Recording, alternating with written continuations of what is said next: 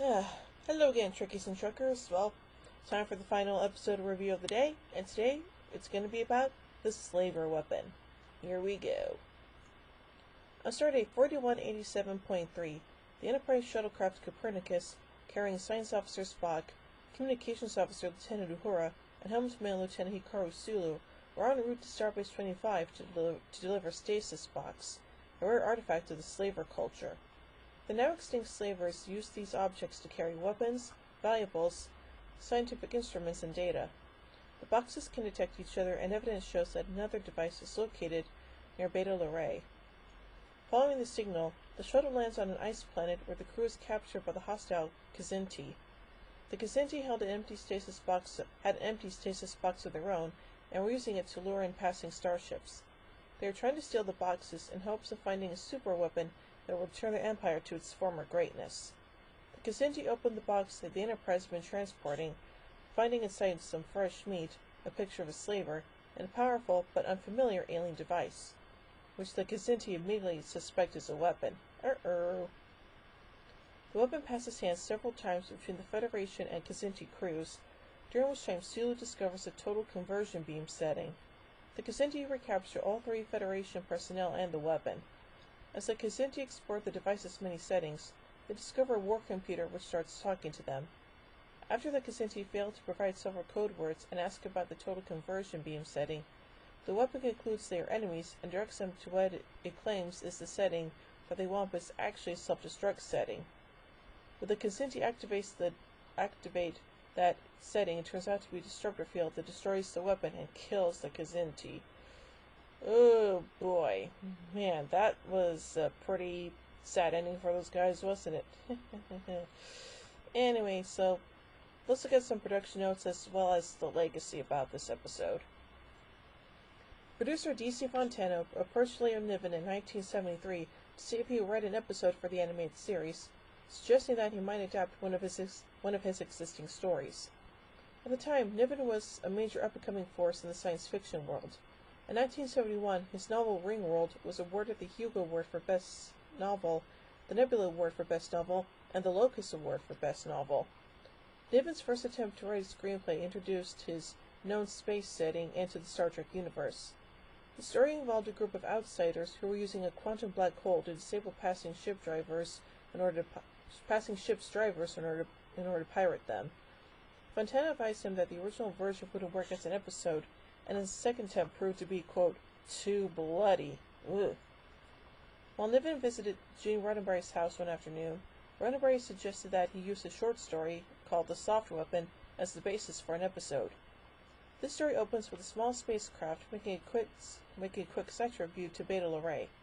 On board are the human couple who crewed the spacecraft, and their passenger, a Pearson's puppeteer named Nessus. Nessus has a stasis box in his possession, and a routine scan reveals that another stasis box is located somewhere in the Beta Luray system, much to their surprise. When they attempt to retrieve the second box, they are captured by a group of Kzinti pirates. The Kzinti are in possession of an empty stasis box, and are using it to lure in passing starships. The three outwit the Kzinti and escape. For the adaptation into the Star Trek universe, Niven changed the identity of the characters in the original to their analogs in Star Trek. Nissus, a highly intelligent, normally pacifist herbivore, fitted neatly onto the character of Spock. The original male and female starship crew were replaced by Sulu and Uhura, while the small spacecraft became the newly introduced long-range shuttlecraft. The characters from the Kzinti ship remain unchanged. There are minor changes to simplify the storytelling, but only one major change. In the Soft Weapon, the artifacts were built by the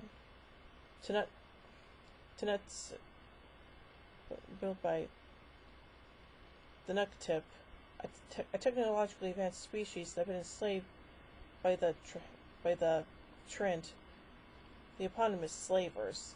They had built many weapons in secret like this one as part of a long-planned revolt.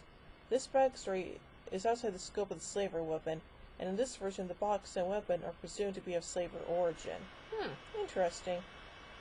The Kzinti were depicted in pig because director Hal Sutherland was colorblind and did not know what color they had been depicted in. An apology was offered to Larry Niven for this oversight. This is the first Star Trek story broadcast in either its live-action or animated incarnations in which James T. Kirk does not appear, although his voice is heard in the standard opening credits. Kirk also did not appear in the live-action pilot The Cage, but that was not broadcast in its original form until the 1990s. As well, in another first, the Starship Enterprise does not appear except in the standard opening credits. Oh, that's interesting. Following production of the slavery weapon, Niven returned to his known space concept and began to expand it. The Borderland of Soul was developed from his original pitch for the animated series and was first published in Analog magazine in January 1975 and republished in the collection Tales of Known Space in the same year. It was awarded the Hugo Award for Best Novelette in 1976 and republished as part of the novel Crashland in 1994. Niven later wrote a storyline in the syndicated Star Trek newspaper comic strip entitled The Wristwatch Plantation to reintroduce the Kzinti to that universe once more. Nice. While production was underway on the fourth season of Star Trek Enterprise, Niven commented that he was aware of efforts to reintroduce the Kzinti into the Star Trek franchise, and had, quote, always hoped they could make it work. At the same time, the Kzinti were featured in the Star Trek Communicator magazine as some of the alien races representing the seven deadly sins, with the Kzinti being specifically related to lust. Ooh. This was because of the Kzinti's need to feed on the flesh of others being, quote, gastronomic instead of carnal, which meant that they are seen as, quote, sensual without being overtly sexual. A CGI animated film called Star Trek Lions of the Night was in development by writer Jimmy Dix at the time, which had Captain Hikaru Sulu attempting to prevent a Kzinti invasion of the Federation using the USS Enterprise and CC-1701B. Manny Koto, the showrunner for Enterprise, had been pursuing the idea of including the Kzinti into the series for the fifth season called Kilkenny Cats, based on the Diggs idea. However, the series was cancelled at the end of the fourth, and the episode was never made. Aww.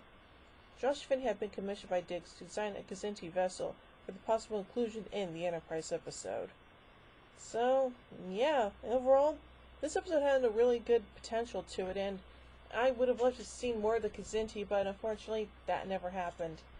So, overall, I give the slaver weapon 5 warp cores out of 5. Well, join me tomorrow as we look into the Eye of the Beholder. So, until then, live long and prosper, everybody.